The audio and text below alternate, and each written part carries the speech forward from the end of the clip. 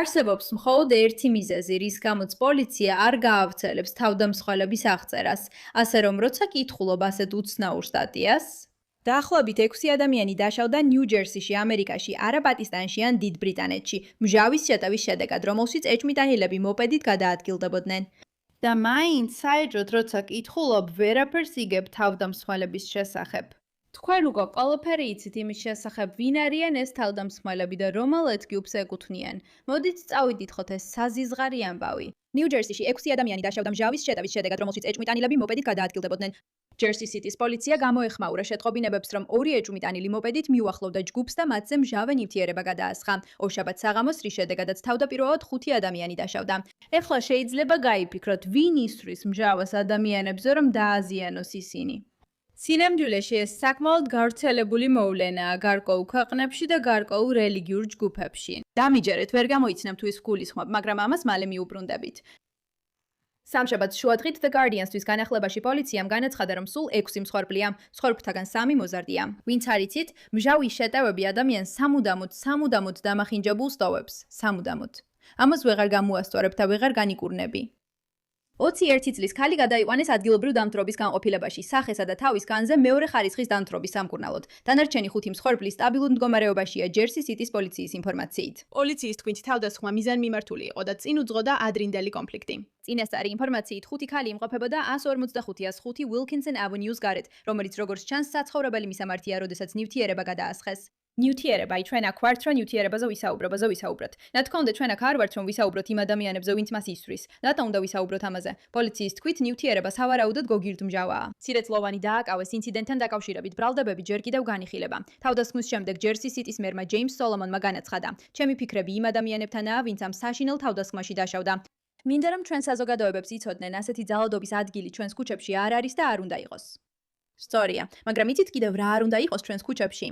სუსტი პოლიციელები, რომლებიც არ არიან მზად დაასახელონ ის, რაც რეალურად ხდება. რადგან მიუხედავად იმისა, რომ ჯერ კიდევ არ ვიცით, ვინ არიან ეს ადამიანები, აი რა ვიცით. თუ ინტერნეტში მოძებნით მჟავით თავდასხმებს, თქვათ ნახავთ მჟავით თავდასხმებს ქალებზე ისფაჰანში. ვინმეს იცით, სად არის ისფაჰანი ან სად იყვნენ ეს ქალები? სხვათა შორის შეხედეთ, როგორ არიან დამახინჯებულები ისინი და შესაძლოა კაცებიც იქ იყვნენ. რა რელიგიური ორგანიზაციები ტრიალებენ ამ ადგილების გარშემო? პაკისტანელი ქალების თხიცხოვრება განადგურდა მჟავის შეტევებით. კარგი. ასე გამოიყურებოდნენ ისინი ადრე. ლამაზები, მომხიბლელები, განსაცვიფრებლები, შესანიშნავები. და ასე ამთავრებენ. ოპერაციები გჭირდებათ, ეს რთულია. ბევრი ამ ქალისთვის ეს მიუწვდომელია. ნახეთ, მოდი ამას შევხედოთ. მჟავის შეტევები. პაკისტანის ყველაზე მძიმე სოციალური ეპიდემია. რა სიურპრიზია. და კიდევ ერთი ადგილი. მჟავით დამახინჯებული ძალადობის სახე იემენის ქალების მიმართ. ასე რომ ჯერჯერობით გვაქვს ისფაჰანი, გვაქვს იემენი, გვაქვს პაკისტანი. შეგიძლიათ რომელიმემ გამოიცნოთ, საიდან შეიძლება იწყებოდეს ეს უცნაური კულტურული ფენომენი. ვინმე. ეხლა კიდევ რამდენიმე მინიშნებას მოგცემთ. გათხოვდა 12 წლის ასაკში, უარი უთხრეს 16-ში და შემდეგ მჟავით თავდასხმის შედეგად დამახინჯდა. ალან ჰუსეინი, შერიანის ბედი, შოკის მომგვრელი მაგალითია ძალადობისა, ომითა და სიღარიბით შეპყრობილ საზოგადოებაში. დიახ, რა თქმა უნდა, გეტყვიან, რომ ეს ყველაფერი სიღარიბეს უკავშირდება და მჟავა ერთ-ერთი ის საშუალებაა, რომელსაც ღარიბი ადამიანები შურისძიებისთვის იყენებენ. და ეს მართლაც ასეა, რადგან მჟავის მოპოვება ძალიან მარტივია. ის იაფია და შეუძლია ძალიან დიდი ზიანი მიაყენოს ადამიანს, ისე რომ არ მოგიწიოს ვინმე მოკლა ან რაიმე განსაკუთრებულად ძალადობრივი გააკეთო, მაგალითად დაჩხვლეტა.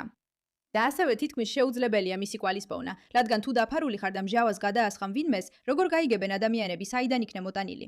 იარაღისგან განსხვავებით, რომლის კვალით შეიძლება გაიგონ. მაგრამ ასევე ადამიანები იმდენად მძიმედ არიან დაშავებულები იმ მომენტში, რომ ხშირად ვერ ახერხებენ პასუხისგაცემას, მათ არ იციან რა გააკეთონ. და სხვათა შორის, თუ ცხოვრობთ ისეთ ადგილას, სადაც მსგავსი რამ შეიძლება შეგემთხვეთ, უნდა ისწავლოთ, როგორ უპასუხოთ მჟავას ზემოქმედებას დაუყოვნებლივ. რატომ? იმიტომ რომ შეიძლება აღმოჩნდეთ შემდეგი ქალი, რომელიც ქუჩაში მიდის და უცებ ვიღაცა გადაწყვეტს, რომ რაღაც მიზეზით გაბრაზებულია თქვენზე და გადაწყვეტს სამუდამოდ დაგაზიანოთ და მჟავა შეგასხათ სახეზე. ვაუ, ძმაო, მჟავით თავდასხმა. ჯერსიში 5 ქალი მჟავით თავდასხმისას დაშავდა. ეს სიგიჟეა. ეს სიგიჟეა, რადგან ასეთი რამ უფრო აზიაში ან ისლამურ ქვეყნებში ხდება. ნიუ-ჯერსისთვის ეს ნორმალური არ არის. იცი სად გახდა ეს უფრო და უფრო ნორმა? პატარა მინიშნებას მოგცემ. დიდ ბრიტანეთში გამოიცანი, ვინ არიან იქ დამნაშავეები. ეს სიგიჟეა. ორი ადამიანი მოპედით მიუახლოვდა ქალებს და მათზე გოგირდმჟავა გადაასხა. და შემდეგ პოლიცია არ აპირებს თავდამსხმელების აღწერის გამოქვეყნებას. რატომ? რატომ არ გამოაქვეყნებდით თავდამსხმელების აღწერას? იმიტომ რომ არ გსურთ რასისტად მოგიხსენიონ. ბოდიში, მათ არ სურთ რასისტად მოგიხსენიონ. ეშინიათ რომ ხალხი მათზე გაიწევს იმის გამო რომ რაღაც მიუღებელს იტყვიან. მადალითად ადამიანები რომლებიც გარკვეულად იქცევიან იმიტომ რომ რელიგიური ან ეთნიკური ჯგუფის წევრები არიან, ალბათ ეს უნდა აღინიშნოს. გულისხმობ არ არსებობს. რა სარგებს საზოგადოებას, რომ ესეთი ინფორმაცია დაუმალოს საზოგადოებას? ვინ გააკეთა ეს? მე მაქვს ჩემი ეჭვები. მე მაინც ვიტყვი ამ პოემას. მე ვფიქრობ, რომ ეს მუსლიმებმა გააკეთეს. რომ ეს თეთრი ქრისტიანი მაგა ტრამპის მხარდამჭერი ყოფილიყო, ამ აღწერას არ დამალავდნენ. ასე რომ ნამდვილად არ არის ასეთი. შეიძლება თეთრი იყოს. თეთრი ადამიანისთვის მჟავა ნამდვილად საინტერესო არჩევანი იქნებოდა. არ ვფიქრობ, რომ შავკანიანები მჟავას გამოიყენებდნენ. ეს მათი სტილი არ არის. მართლა არ ვფიქრობ, რომ ამერიკელები ამას მოპედზე გააკეთებდნენ. თანაც ორი ბიჭი მოპედზე. არ ვიცი, არ ვფიქრობ, რომ ამერიკელები ამას გააკეთებდნენ, ნებისმიერი ეთნიკური წარმომავლობის. მე მგონია, რომ ეს მუსლიმები არიან, მაგრამ ზუსტად არ ვიცი. რაც გინდათ, ისე მომართეთ. შენთვის მნიშვნელობა არ აქვს, ასე ვფიქრობ. თქვენ ას ფიქრობთ, როგორ გონიათ, ვინ გააკეთა ეს? რატო უნდა გაეკეთებინათ ეს? და რატო არ ავრცელებს პოლიცია თავდამსხმელების აღწერას? ეს შენთვის სრულიად გაუგებარია. კი, ეს ძალიან ლოგიკურია. ლოგიკურია, რადგან ისინი ცდილობენ დამალონ ის ფაქტი, რომ ეს ხდება, რომ ისლამიზაცია ამერიკაშიც მოვიდა. დიდ ბრიტანეთში ეს უკვე ნორმად იქცა. შეგიძლიათ გადაამოწმოთ. მახსოვს 15 წლის წინ წავიკითხეთ წიგნი მჟავის თავდასხმის მსხვერპლზე, რომელიც პაკისტანური ჯგუფების მიერ იყო განხორციელებული. მახსოვს ეს. ეს არის რამ, რაც დიდი ხანია გრძელდება და ეს ფენომენია. მქონდა შესაძლებლობა ინდოეთში შევხედროდი უამრავ ქალს, რომლებიც გასაკვირია ისლამისტურ ქორწინებებში იყვნენ და სამწუხაროდ სხვადასხვა მიზეზით მჟავით თავდასხმის მსხვერპლნი გახდნენ. მათი ქმარი ფიქრობდა, რომ ისინი უცნაურად უყურებდნენ მამაკაცს. მათი მამა ამბობდა, რომ ისინი ბიჭს ასაუბრებოდნენ და ეს შეუფერებელი იყო. ერთ-ერთი მათგანი განქორწინებას აპირებდა და მის ქმარს არ მოსწონდა იდეა, რომ ის ოდესმე სხვას გაჰყვებოდა. ამიტომ გადაწყვიტა დაემახინჯებინა ის და მისი შვილი სხვათა შორის და ასე შემდეგ. ეს ნორმად ქცეული ფენომენია. და ახლა მეგობრებო, კეთილი იყოს თქვენი მობრძანება. ეს უკვე ამერიკაშიც გავრცელდა. და მიზეზი, რატომაც ეს ამერიკაში მოვიდა, ისაა, რომ ჩვენ არ ვაჩერებთ ადამიანებს, რომლებიც ასე ფიქრობენ ამერიკაში შემოსვლას. ეს არის ქალაქი, სადაც 5 ადამიანი მკურნალობს მას შემდეგ, რაც ვიღაცა მანქანით მივიდა და მათ მჟავა შეასხა. ეს ვილკინსონის ავენიუზე მოხდა. ამ ეტაპზე ოფიციალური პირები ფიქრობენ, რომ ჯგუფს გოგირდ მჟავა შეასხეს. პოლიცია მიიჩნევს, რომ ეს დღის განმავლობაში მომხდარი კონფლიქტის შედეგად მოხდა. ისინი საავადმყოფოში გადაიყვანეს არასასიცოცხლო დაზიანებების სამკურნალოდ. მოდით ერთი ტუთით დავფიქრდეთ. დიდ ბრიტანეთში მჟავით თავდასხმები. მოდით ნახოთ ეს მართლა არსებობს თუ არა.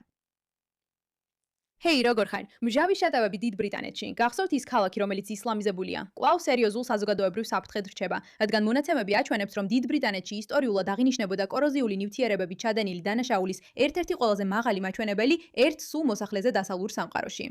ბოლო მონაცემები საქველმოქმედო ორგანიზაცია Acid Survivors Trust International-დან აჩვენებს, რომ ფიზიკური თავდასხმები, მათ შორის კოროზიული ნივთიერებებით, ქვეყანაში კვლავ იზრდება. საინტერესოა, მეგობრებო, საინტერესოა. ეს ასევე ძალადობაა ქალების მიმართ. ეს არ არის ის, რასაც კაცს ესვრიან კამათის დროს. არა.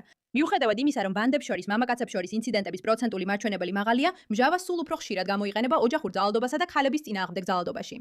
ქალები წარმოადგენენ დაახლოებით მესამედიდან ნახევრამდე ყველა ფიზიკური მსხვერპლისისა, კონკრეტული წლის მონაცემების მიხედვით. ჩემო მეგობრებო, თუ ეს ახლა ნიუ-ჯერსიში ხდება, ეს იმიტომაა, რომ ეს ადამიანები უფრო გათამამებულები ხდებიან და მესამე სამყაროს თქვენთან მოაქვთ. თქვენ ვერ შემოიტანთ მესამე სამყაროს ისე, რომ მესამე სამყარო არ მიიღოთ.